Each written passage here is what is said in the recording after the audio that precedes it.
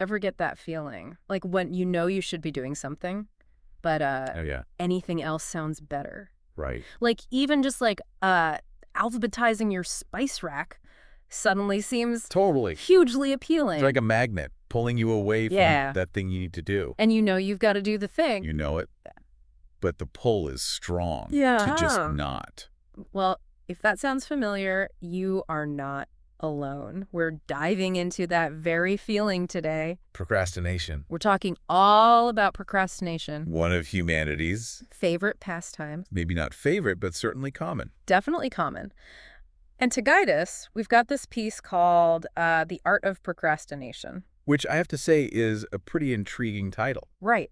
The Art of Procrastination. Yeah. So we're going to break down why we do it, what happens when we do it, you know, the good, the bad, and the ugly. and the ugly of procrastination. All without getting too academic about it. Yeah, exactly. We want to keep it practical. So you walk away with, you know, some real ways to tackle this thing. But before we get into all that, let's start with the basics. When we say procrastination, what are we actually talking about? So, at its core, procrastination is basically choosing to delay something important, even though, in the back of your mind, that there might be consequences. Okay, so it's not just like spacing out on doing the dishes. Not quite. No, Yeah, it's okay. more of a, No. it's a conscious choice to postpone something knowing there's a deadline looming. Oh, I see. And the article actually starts with this really relatable example Okay, yeah. of this guy, Samuel. He has to write an essay, deadline's coming up, Yeah. but he's really feeling the urge to push it off. Just do it tomorrow. Yeah. It's that deliberate delay that really defines procrastination. Okay, yeah. Makes sense. Now, a lot of people, they just chalk it up to laziness, right? Oh, absolutely. Lack of motivation. Yeah, you got to get off the couch. Right. But this article, it digs a little deeper and suggests that there's actually a lot more going on beneath the surface. Oh, interesting. Like what? Well, anxiety, for one. Hmm. Turns out, anxiety plays a much bigger role in procrastination than we might think. Huh. So it's not just like not wanting to do the work. Sometimes it's more about fearing the outcome, that fear of failure. Ah, okay. Yeah, like what if I do a bad job? Exactly. Or what if people judge me? Or even, what if I don't live up to my own expectations? Oh, wow. I never thought of it that way. So the pressure to do well can actually be what stops us from even starting. It's kind of ironic, right? But it's a pretty common experience. Yeah. The article also mentions that for some people, difficulties with focus and getting started on tasks can also contribute to procrastination. Yeah, that makes sense. It's hard to get going when your brain just won't cooperate. But it's important to remember that procrastination isn't limited to just those specific challenges. It's something that most people experience at some point. Okay, so we're starting to see that the why behind procrastination can be pretty complex. And the article dives even deeper into that by introducing this idea of active versus passive procrastination. Right. This part is really fascinating Yeah. because it basically says that there are different ways to procrastinate, almost like different styles. Oh, interesting. Like some ways are worse than others. Well, not necessarily worse, but they definitely have different motivations. So active procrastination, that's when someone deliberately delays a task, but they believe, whether it's true or not, that they'll actually work better under pressure. Oh, like those people who say they do their best work at the last minute. Exactly. They might think, hey, I thrive under pressure. I'll get more done if I wait until the deadline's right around the corner. It's a conscious choice to delay. Okay, so it's almost like a strategy. Sort of. But then you have passive procrastination, which is more about avoidance. This is when someone delays a task without any real plan or intention. Oh, so it's more like they're just kind of drifting along and the task just keeps getting pushed aside. Yeah. They might get easily distracted, or they might struggle to even think about starting the task, or they might just straight up forget about it. Wow. So it's not always a conscious choice. Not with passive procrastination. It's more like it's happening to them rather than them choosing it. And according to the article, this type is actually more common. Really? That's interesting. And the article also mentioned something called chronic procrastination. Right. Chronic procrastination is like passive procrastination, but it's more ingrained. It becomes a habit, almost an automatic response to avoid certain tasks. Okay, so whether it's active or passive or even chronic, it sounds like procrastination is a pretty common experience. It is. But even though it might feel good in the moment, there can be consequences down the road. Yeah, That makes sense. Like, sure, it feels great to put off that big project, but eventually it's going to catch up with you, right? Exactly. So what are those consequences? Well, in the short term, you might feel a sense of relief, like you've dodged a bullet. Oh, yeah, the freedom. You've got that free time to do other things. Watch TV, Exactly. play video games. Anything but that task. But that feeling of relief is kind of false, isn't it? It is. Because the pressure doesn't actually go away. It just builds up as the deadline gets closer. And then time becomes your enemy. Oh, yeah. And then you're rushing, and the quality of your work probably suffers. Yes, exactly. And the article makes a good point about that. It says that procrastination will decrease the performance of the task. It will eventually fall on another. Meaning? Meaning that when you procrastinate, you're not just hurting yourself. You might end up letting down your team or disappointing your boss, or maybe even burdening someone else with your unfinished work. Okay, so there's a ripple effect, and it's not just about the practical stuff either, right? Right. Procrastination can take a real toll on your emotions, too. All that stress and worry can lead to anxiety, even panic attacks. And sleepless nights. Tons of those. And then there's the guilt of knowing you should be working, but you're not. All that can really weigh you down. Yeah, I definitely feel that sometimes. But you mentioned earlier that active procrastination might not always be bad. Oh, that's right.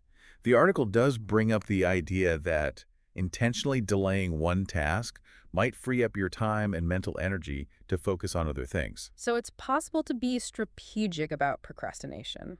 Maybe. It depends on how self-aware you are. You have to be able to control the delay and use that time productively. Okay, so there's a fine line between using procrastination to your advantage and letting it control you. Absolutely. And speaking of control, let's move on to some solutions. What can people do to break this habit? Yeah, because knowing why we procrastinate is one thing, but actually stopping it is a whole other challenge. Right. So the article has a section on prevention strategies, and it's packed with practical tips. Laid on us. Well, one of the biggest things is breaking down large tasks into smaller, more manageable steps. Oh, that's a classic. It is, but it really works. Because when you're faced with a huge, overwhelming project, it's easy to feel paralyzed. Oh, yeah, for sure. But if you break it down into smaller pieces, it suddenly feels much more doable. Yeah, like instead of trying to climb a mountain, you're just focusing on the next step in front of you. Exactly. And the article actually takes it a step further.